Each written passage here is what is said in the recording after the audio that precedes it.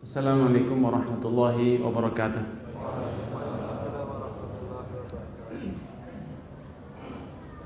Innal hamdalillah nahmaduhu wa nasta'inuhu wa nastaghfiruh wa na'udzu billahi min shururi anfusina wa sayyiati a'malina.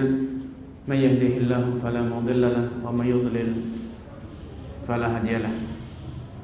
Asyhadu an la ilaha illallah wahdahu la syarika lahu wa asyhadu anna Muhammadan abduhu wa rasuluhu, amma ba'd. Hadirin Bapak Ibu sekalian, alhamdulillah, satu kenikmatan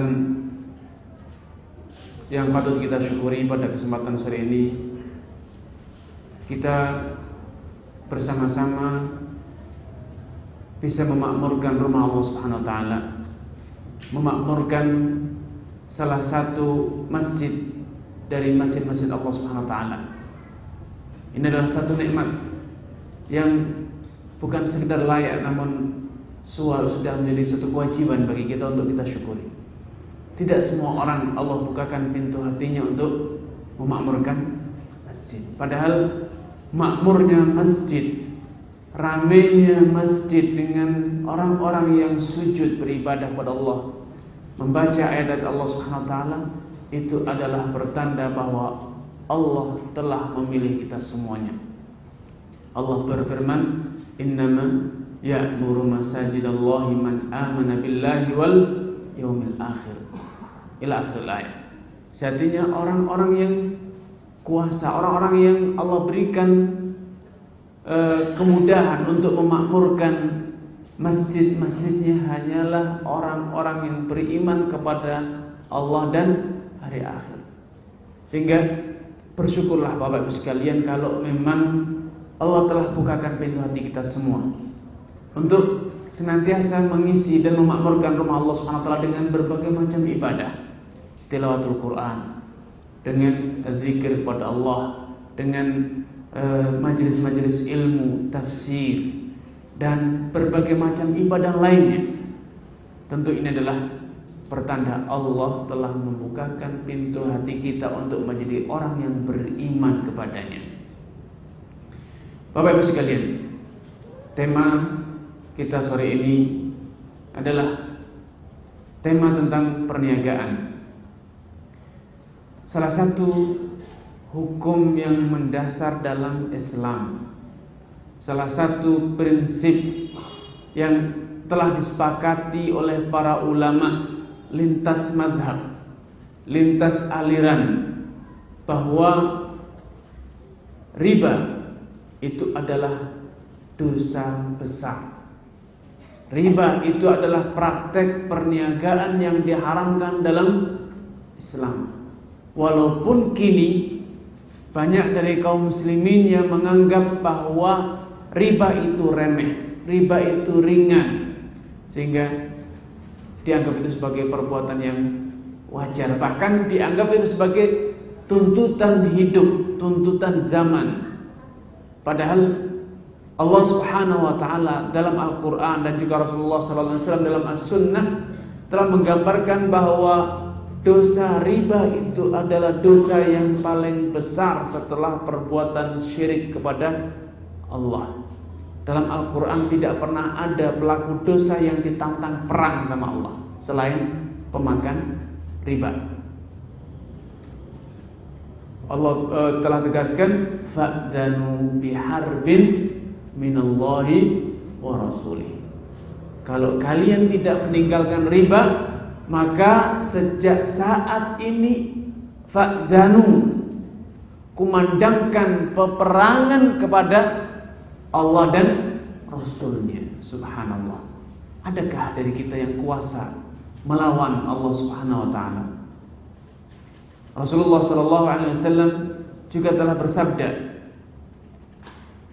dirhamun akaltahu minar riba. Satu dirham yang engkau makan dan dirham itu engkau dapat dari praktek-praktek riba, dosanya di sisi Allah a'zamu, lebih besar dibanding sittan wa thalathina zinyatan yazniha rajul, dosanya lebih besar dibanding dosa yang dipikul oleh orang yang telah berzina sebanyak 36 kali. Subhanallah. 1 dirham, bagaimana kalau dimakan itu berpuluh-puluh dirham dan bahkan mungkin beribu-ribu dirham. Tentu itu adalah dosa yang sangat besar. Karena itu Allah Subhanahu wa taala telah mengharamkan dosa riba, praktek riba bukan hanya di umat Islam. Sejak zaman dahulu kala, bahkan di seluruh umat. Sejak zaman nabi-nabi dahulu kala, riba itu sudah diharamkan. Karena itu kita membaca ayat yang menggambarkan tentang salah satu alasan ditimpakannya siksa dan azab kepada Bani Israel adalah karena mereka menjalankan praktek-praktek riba. Fa bidzulmin minal ladzina hadu, Allah Subhanahu wa taala menyatakan wa akhdhihimur riba wa qad nuhu anhu wa aklihim amwalan nas. Karena mereka telah memungut riba, wa akhdhihimur riba wa qad nuhu anhu, padahal mereka sudah dilarang dari memungut riba, menjalankan praktek-praktek riba. Ini ayat berkaitan dengan Bani Israel. Dan ternyata Allah telah tegaskan riba itu hukumnya haram. Dan itulah salah satu sebab mengapa Bani Israel Allah binasakan, Allah timpakan siksa yang sangat pedih. Allah rubah wujudnya menjadi kiradatan wa khanazir. Allah rubah wujudnya menjadi kiradah, kera dan khanazir, babi. Akhwatul iman, Bapak Ibu sekalian, riba telah menjadi sejarah, telah membuktikan bahwa riba adalah biang kehancuran tatanan masyarakat. Tidaklah ada riba, praktek riba merajalela di satu masyarakat kecuali masyarakat itu akan hancur binasa. Itu akan hancur. Rasulullah SAW telah memberikan kabar dalam hal ini dengan bersabda, innar riba wa in kathura fa'aqibatuhu ila qal.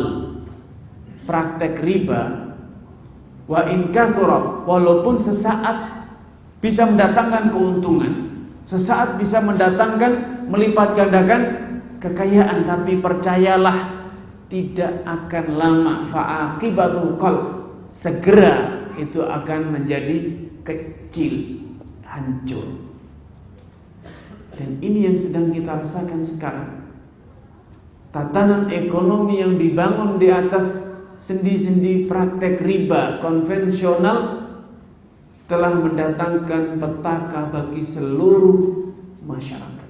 Bukan hanya di satu negara, dunia. Dunia hancur ekonominya, krisis. Sebabnya adalah praktek-praktek riba. Kaum kapitalis dengan kekuatan modalnya telah mempermainkan ekonomi masyarakat. Hutang berbunga, hutang berbunga, hutang berbunga. Ditambah lagi sistem monopoli yang mereka terapkan, mata rantai riba yang terus mereka lilitkan kepada masyarakat. Broker kepada broker, kepada broker, kepada broker. Akhirnya hancurlah tatanan ekonomi. Hancurlah tatanan ekonomi masyarakat. Bukan hanya menimpa para pelaku riba, tapi rakyat jelata yang tidak tahu menahu tentang praktek riba pun harus menanggung dosanya. Krisis ekonomi 98 masih segar dalam ingatan kita. Betapa negara kita hancur porak-poranda ekonominya. Krisis bukan karena fundamental ekonomi kita hancur, produksi kita lemah, konsumsi kita berkurang, tidak. Tapi yang menyebabkan semuanya hancur siapa? Para rentenir, para pemodal, kaum kapitalis yang gagal mengelola perbankannya, sehingga hancurlah perbankan dan akhirnya menghancurkan ekonomi kita. Sampai saat ini kita masih merasakan dampak dari krisis ekonomi 98. Yang hancur bukan industri, yang hancur bukan pertanian, bukan pasar, tetapi siapa? Perbankan yang hancur, dan akhirnya kehancuran perbankan harus dipikul oleh seluruh rakyat. Karena negara harus memberikan suntikan modal kepada perbankan-perbankan yang ada, sehingga menjadi kasus besar, kasus BLBI dan lain sebagainya. Itu sampai saat ini belum tuntas. Uang rakyat belum pernah kembali. Dan kini perbankan mulai dihantui oleh krisis kembali. Sistem kapitalis, sistem ekonomi yang dibangun di atas riba dengan slogannya yang terkenal di tengah masyarakat, the time is money. Ada waktu, harus ada uang. Ini adalah sebuah slogan yang dihembuskan oleh kaum rentenir. Mereka menanamkan konsep yang kita tidak sadari bahwa ini telah menjalar dan terus menyebar di masyarakat, diyakini oleh masyarakat dan dipraktekkan oleh masyarakat. Ada waktu, ada pertambahan waktu, harus ada pertambahan uang. Inilah riba. Inilah ruh dari riba. Ketika sekedar pertambahan waktu harus diiringi dengan pertambahan uang. Dalam Islam tidak demikian. Waktu tidaklah ada artinya.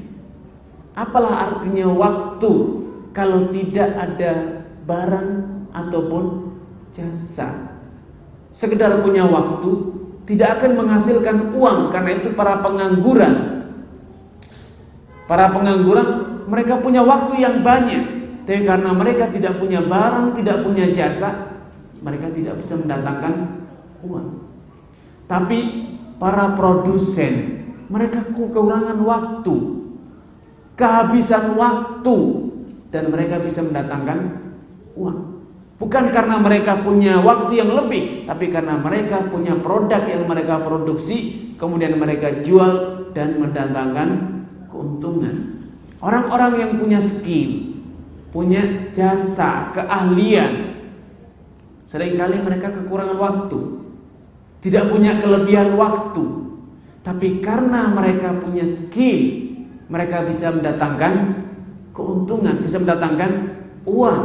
Sehingga konsep bahwa ada waktu harus ada uang, ini adalah biang kehancuran yang sejati. Karena ini akan memperbanyak jumlah pengangguran, bukan menghapuskan pengangguran. Kenapa demikian? Karena orang akan berkata, buat apa saya sibuk bekerja, memproduksi barang, memutar barang? Buat apa saya memutar jasa, mencari jasa, mengasah skill? Kalau ternyata dengan modal yang saya miliki, saya beri dia tangguh waktu, maka saya akan terus mendapatkan keuntungan, mendapatkan profit.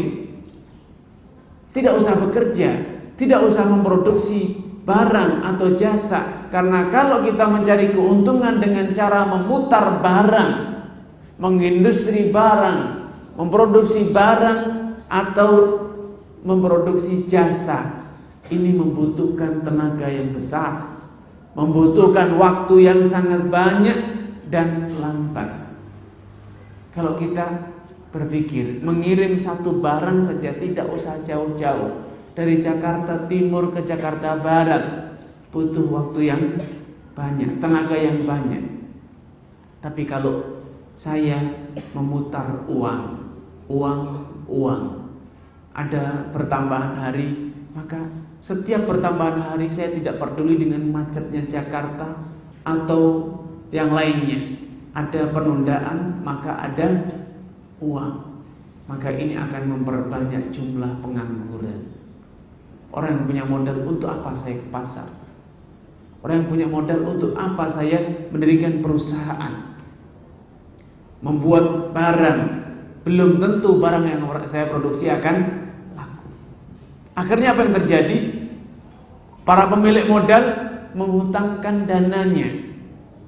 Sehingga dalam kondisi macam ini, ketika ekonomi sedang seret, para pemilik modal mereka melarikan dananya ke perbankan, dititipkan perbankan, sehingga perbankan sekarang sedang kebanjiran uang dan mereka tidak mampu menyalurkannya kepada industri sektor real.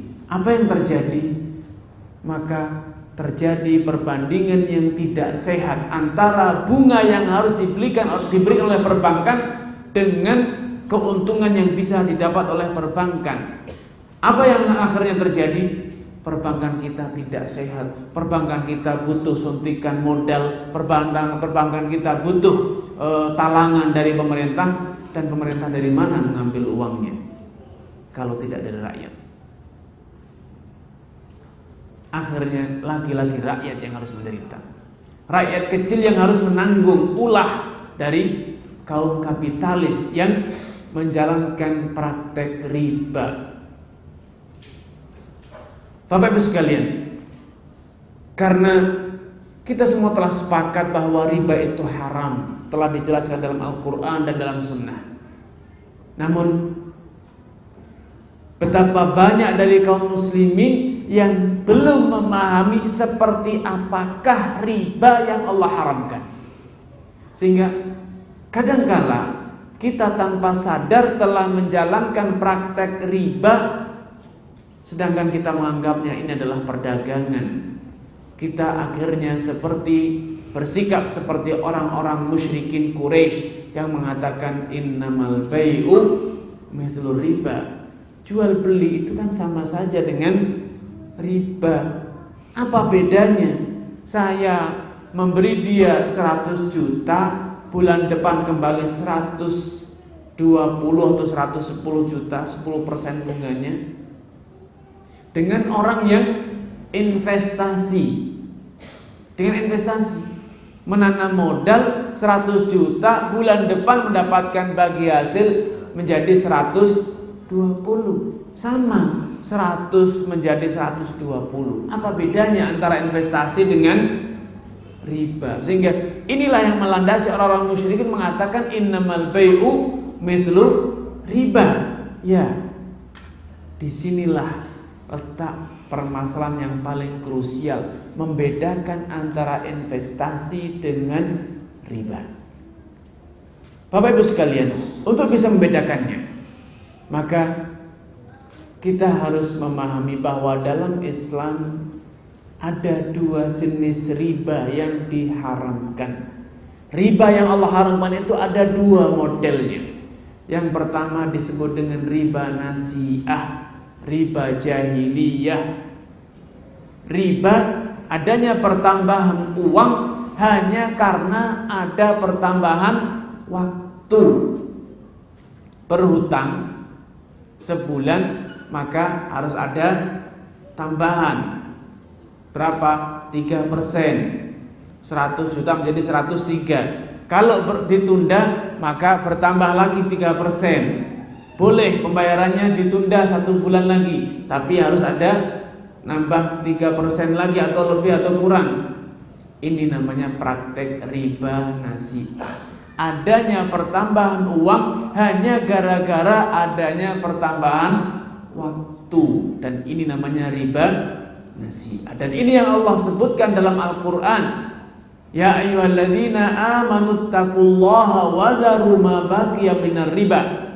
Wahai orang yang beriman, tinggalkanlah, bertakwalah kalian kepada Allah dan tinggalkanlah sisa riba yang belum kalian pungut.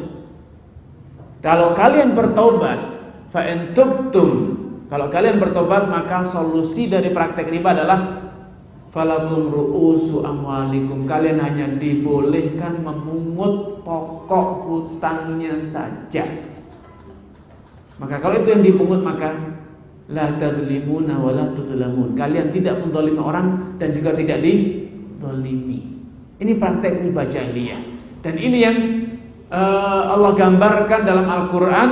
Riba yang semacam ini akan menjadi ad'afan mudha'afah, berlipat ganda hutang yang hanya 10 juta karena terus ditunda. Maka 10 juta bisa menjadi 100 juta. 100 juta menjadi 1 miliar. Adhafan mudha'afah, berlipat ganda.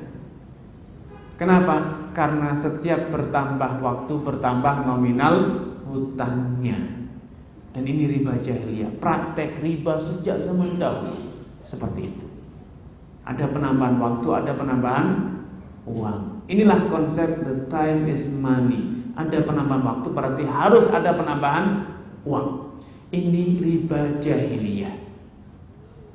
Dan ini praktek semacam ini merajalela di masyarakat, baik yang terlembaga ataupun yang tidak terlembaga. Bahkan sistem ekonomi kita dibangun di atas pondasi riba semacam ini.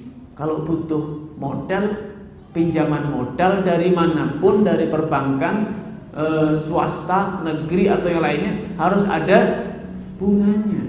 Sistem akuntansi yang ada di masyarakat kita adalah akuntansi yang berbasis riba semacam ini. Ada penambahan waktu, harus ada penambahan uang. Ini namanya riba jahiliyah. Dan ini tidak ada keraguan sedikit pun tentang keharamannya. Dan dengan mudah mengenalinya. Ada penambahan waktu, ada penambahan uang. Ini adalah riba. Siapapun dia yang menerapkan praktek riba, maka dia telah melakukan perbuatan dosa besar. Ini model riba yang pertama. Model riba yang kedua yang juga diharamkan dalam Islam, yang ini jarang difahami, masih sedikit yang memahami model riba kedua ini, yang disebut dengan riba al-buyu atau riba al-fadl. Riba yang terjadi pada praktek jual beli barang, bukan utang piutang, tapi riba yang berbasis jual beli. Bagaimana itu? Nabi SAW sebagaimana diriwayatkan dalam hadits Abu Sa'id Al-Khudri bersabda, "Az-zahabu bil-zahab, wal fiddatu bil fiddah, wal burru bil burri, wat tamru wasyairu bisyamri, wat ta'iru wat tamru bit tamri, wal milhu bil milhi riban illa ha'an wa ha'an, mithlan bimithlin wa ha'an wa ha'an."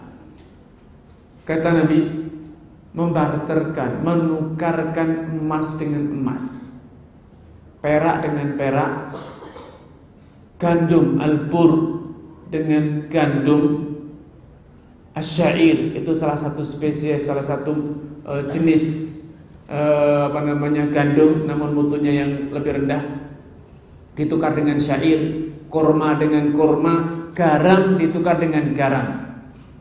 Maka hukum asalnya itu adalah riba.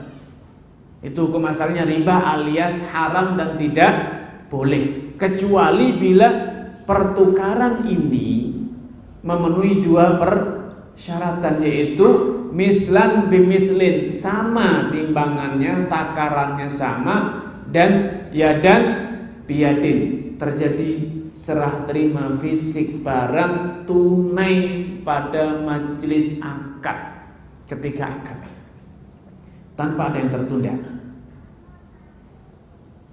Dalam hadis lain Rasulullah SAW bersabda, "La tabi'u dzahaba bidzahabi illa mithlan bimithlin wa yadan biyadin." Janganlah kalian menjual, membarterkan emas dengan emas kecuali sama timbangannya dan terjadi serah terima fisik langsung, tanpa ada yang tertunda.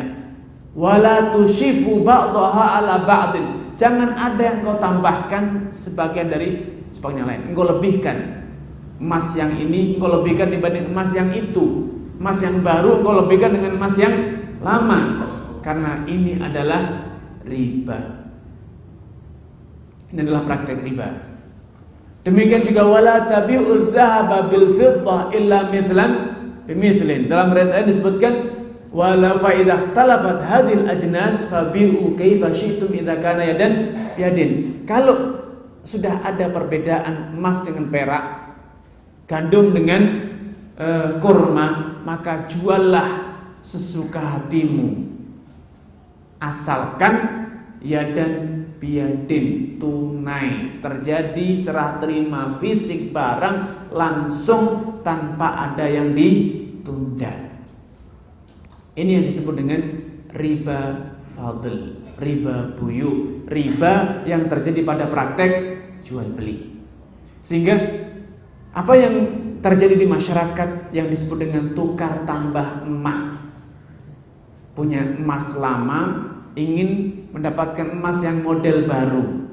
Dalam Islam tidak boleh ada tukar tambah. Ini emas lama saya 10 gram, saya ingin mendapatkan 10 gram lagi yang baru.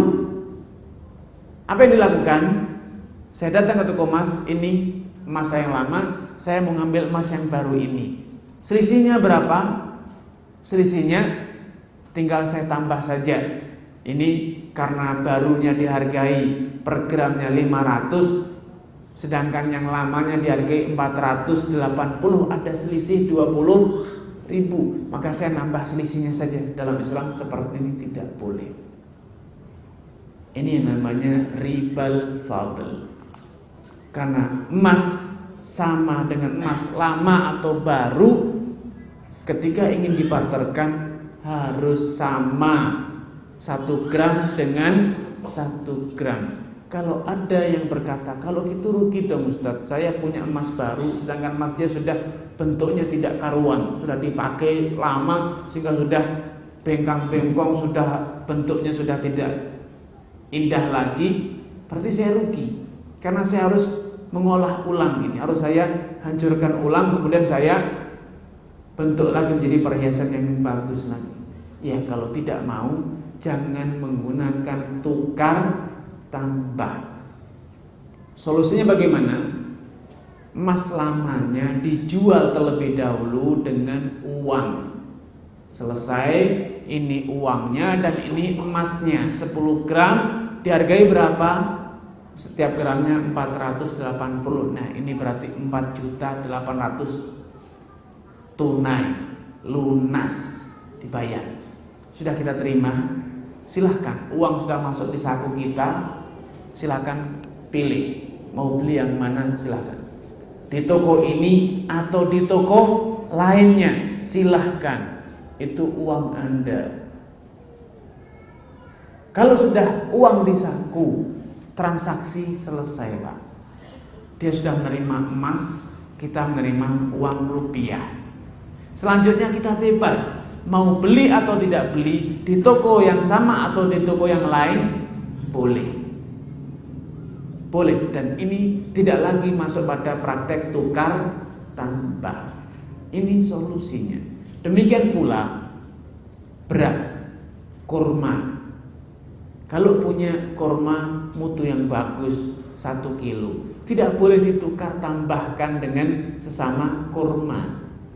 Ini karena kurmanya bagus, sedangkan kurma yang Anda itu buruk, mutunya kurang bagus, maka 1 kilo dari kurma ini ditukar dengan 2 kilo dari kurma itu. Ini kata Nabi riba. Suatu hari sahabat Mu'adz bin Jabal radhiyallahu ta'ala anhu membawa kurma yang sangat lezat, kurma yang sangat bagus. Karena kurma kalau bagus itu, dari jenis yang bagus itu rasanya enak sekali. Sehingga ketika beliau menyuguhkan kepada Nabi, Nabi kagum, kurma yang begitu bagus. Sehingga beliau bertanya, "Akullu tamri Khaybar hakadha?" Wahai Mu'adz, apakah tamar, kurma hasil ladang di Khaybar seperti ini semuanya? Kata sahabat Mu'adz, "La ya Rasulullah, tidak. Bal inna na'khudhu as-sa'a min hadhihi bi sa'aini min jam'in." Ya Rasulullah, tidak semua kurma dari negeri Khaybar seperti ini mutunya. Tapi kami membeli 1 takar dari kurma yang bagus ini, grade 1 ini, dengan 2 takar dari kurma yang campuran. Ada yang bagus, ada yang buruk, belum disortir, belum dipilih. Itu disebut dengan kurma jam. masih bercampur aduk yang besar, yang kecil, yang bagus dan yang buruk. Ini 1 kilo ditukar dengan 2 kilo. Nabi ketika mendengar pemaparan sahabat Mu'adz, beliau berkata, awih ainur riba. Aduh, inilah namanya riba. Inilah namanya riba. Kemudian Nabi memberikan solusi, bi'il jam' bid-darahim thumma bta' bid-darahim janiban. Wahai Mu'adz, kalau seperti ini riba. Aduh, ini adalah praktek riba. Solusinya, korma yang masih campur tadi, mutunya masih campur antara yang baik dengan yang kurang baik, dijual dulu dengan uang dirham. Selanjutnya kalau sudah dapat uang dirham, dengan uang dirham itu kita membeli korma yang grade 1, yang janib, korma yang bagus. Ini solusinya. Nah, para ulama dari hadis ini kemudian mereka beristinbat, menarik satu kesimpulan. Tadi ada 6 komoditi barang perdagangan: emas, perak, gandum, syair. Syair itu spesies gandum yang mutunya rendah. Kemudian kurma dan garam. Ada 6 barang. Menurut para ulama ini dikelompokkan menjadi 2 kelompok besar. Kelompok emas dan perak dan kelompok makanan pokok atau kelompok bumbu. 3 jenis gandum, syair, bur dan kurma itu adalah makanan pokok, sedangkan al-mil, garam itu adalah bumbu. Yang itu dibutuhkan oleh semua orang. Sebagaimana emas dan perak itu adalah standar nilai dan alat transaksi, dan itu dibutuhkan oleh semua orang. Para ulama kemudian menarik satu kesimpulan, bahwa semua alat transaksi, baik itu emas atau perak, yaitu dinar atau dirham, atau emas batangan, atau emas yang telah diolah menjadi perhiasan, dan juga alat transaksi yang ada di zaman sekarang, yaitu uang kartal, uang kertas yang ada di zaman sekarang, rupiah, dolar, rial, ringgit dan yang serupa. Ini adalah alat transaksi dan standar nilai barang, maka berlaku padanya riba fadl. Kalau dibarterkan sesama jenis, emas dengan emas, perak dengan perak, rupiah dengan rupiah, maka harus memenuhi 2 persyaratan. Tunai, terjadi serah terima fisik saat transaksi, ini rupiah dan ini rupiah. Ini 100.000 1 lembar dan ini 100.000 10 lembar. 100.000 terdiri 2 lembar 50-an dan ini 100.000 1 lembar. Terjadi serah terima fisik, syarat pertamanya. Syarat keduanya sama nilainya. 100.000 dengan 100.000, 1 dinar dengan 1 dinar. Ini syaratnya. Kalau sampai 1 dari 2 persyaratan ini tidak terpenuhi, ada penyusutan. Ini 1 lembar 100.000 dan ini 9 lembar 10-an ribu, seperti yang terjadi pada hari menjelang hari lebaran ya. Ini adalah riba fadl dan ini haram hukumnya. Ini haram hukumnya. Kalau berbeda jenis dinar dengan dirham, maka boleh terjadi selisih nilai. 1 gram emas ditukar dengan 10 gram dirham, boleh. Syaratnya tunai, terjadi serah terima fisik pada saat transaksi. Demikian pula rupiah, kita menukar mata uang rupiah ke dolar, boleh beda nilai, baik menggunakan harga yang ada di pasar spot atau di pasar money changer, atau kita membuat harga sendiri. Sepakatan, Pak, kita sepakat, saya punya dolar, Bapak punya rupiah, kita tukar, kursnya kita ngikuti, buat sendiri sajalah. Bagaimana kalau per dolar dihitung 13? Boleh. Kaifa syi'tum, karena Nabi telah mengatakan, idza ikhtalafat hadhil ajnas fabi'u kaifa syi'tum. Idza kana yadan yadin. Kalau jenisnya berbeda, maka juallah sesuka hatimu. mengikuti harga yang di pasar atau tidak, atau membuat harga sendiri, selama transaksinya dilakukan secara tunai. Ini dolar dan ini rupiah lunas, tidak ada yang tertunda. Kalaupun tertunda hanya sesaat, para ulama mengatakan tidak boleh tertunda hanya sesaat. Sampai-sampai Umar bin Khattab radhiyallahu ta'ala anhu, sebagaimana diriwayatkan oleh para ulama, misalnya Abdur Razzaq As-San'ani dan yang lainnya, mengatakan wa in istandharaka hatta yalija daru fala tunziru fa inni akhsha 'alaikum ar-rima war-rima war-riba. Kalau orang yang bertukar mata uang dinar ke dirham itu, salah satunya mengatakan tunggu dulu, saat tunggu saya di depan rumah ya, saya masuk ke rumah mau ngambil uangnya di dalam rumah. Kata Umar, jangan kau tunggu, ikut masuk, jangan sampai berpisah dari dia. Karena kalau sampai berpisah dia, kau biarkan masuk ke rumah, engkau nunggu di depan rumah, kata Umar, aku khawatir kalian telah terjerumus dalam praktek rima. Dan rima itu kata Umar adalah riba. Itu adalah riba. Mungkin ada yang bertanya, apa bedanya Ustaz? Ini kan cuma beberapa detik masuk keluar lagi. Iya Pak, Bapak pasti tahu ada krus.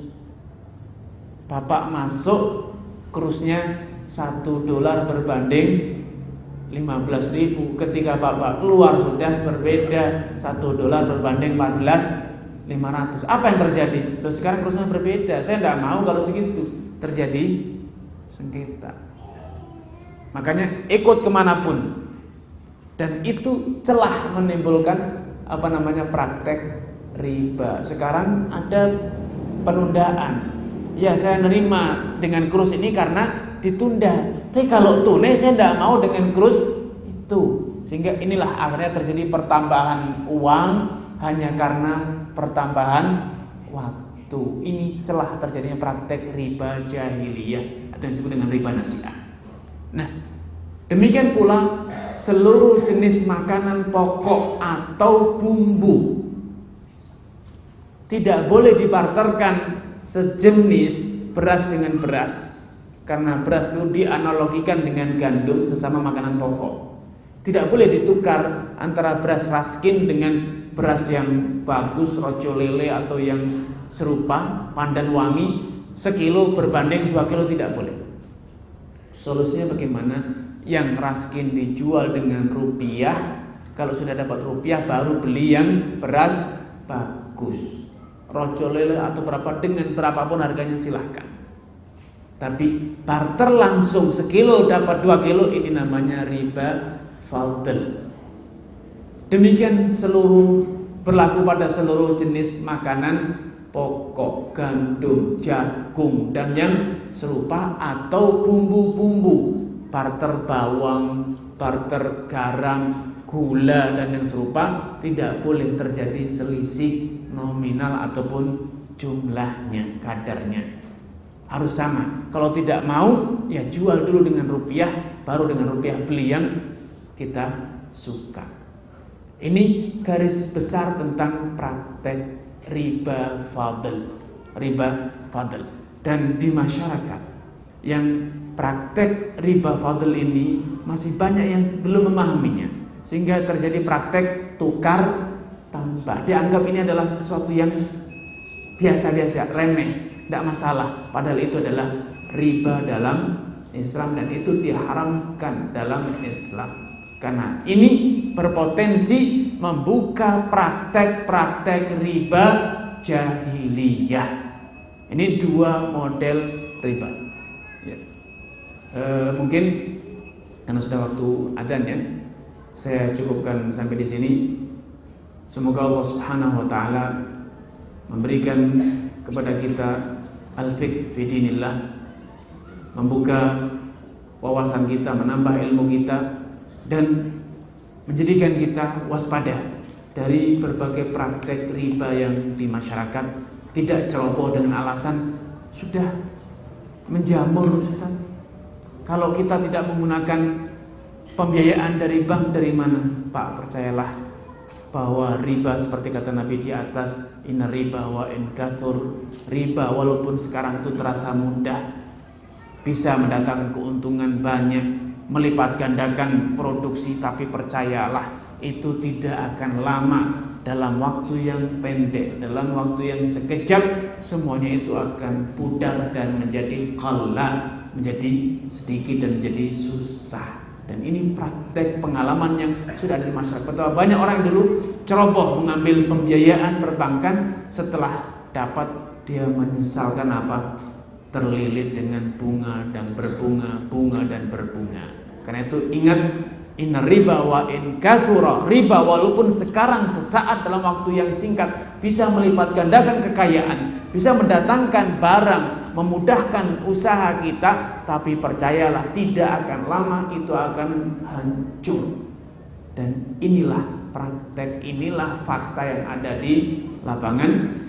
Subhanakallah bihamdika, asyhadu an la ilaha illa anta astaghfiruka wa atubu ilaik.